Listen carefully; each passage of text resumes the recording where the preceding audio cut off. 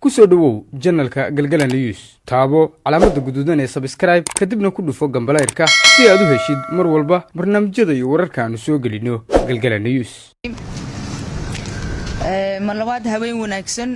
war saxaafada sharafta leh oo aan ku mahadsantiin ka soo qayb galkiina waxa rabaa sida caadada inoo ahayd inaan la wadaagno wixii noo soo kordhay iyo waxyaalihii howlgalada ay ku soo qabteen howlgalada amniga lagu sugay waxay u socdaan si habsami ah intay howlgalada socdeen maalmahan la soo dhaafay waxa la fashiliyay falal badan oo argixisada soo maleegeen oo isku jiraan dilal qorsheysan qaraxyo gawaari loo adeegsan lahaa weeraro la damacsanaa bartilmaameedyo shacab iyo kuwa dawladeedba hadda si gaar ah u sii warbixiyo howlgalada iyo wixii lagu soo qabtay maanta taariikhdu tahay 6 bisha afraad 2019 ciidamada ammaanku waxay deegaanka ceelasha biyaha ku soo qabteen hub aad u fara badan oo isku jira suumanka qarxa rasaas bambooyin miinooyin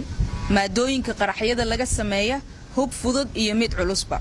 hubkan aadka u fara badan wuxuu ku aasnaa god aad u weyn oo dhulka hoostiisa ah waxaa lagu qiyaasaa inuu ahaa kaydka ugu weynaa oo hubeed ee argixisada al-shabaab ee ka howlgala Muqdisho iyo nawaaxigeeda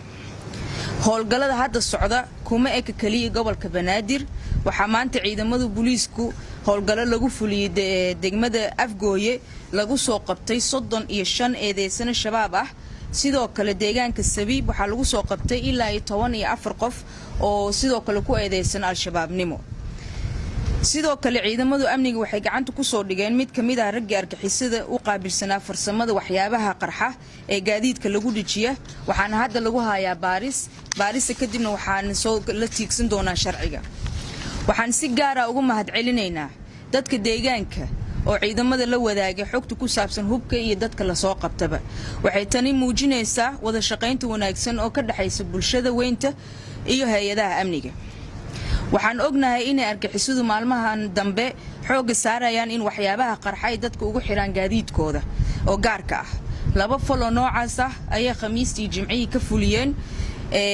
magaalada Muqdisho iyagoo beegsanaya dad wax galabsanin saacada kadib ciidamadu waxay gacanta ku soo dhigeen si ay idin sheegay rag argixisada ka tirsan u qaabilsanaa farsamada waxyaabaha qarxa baawurka loogu xira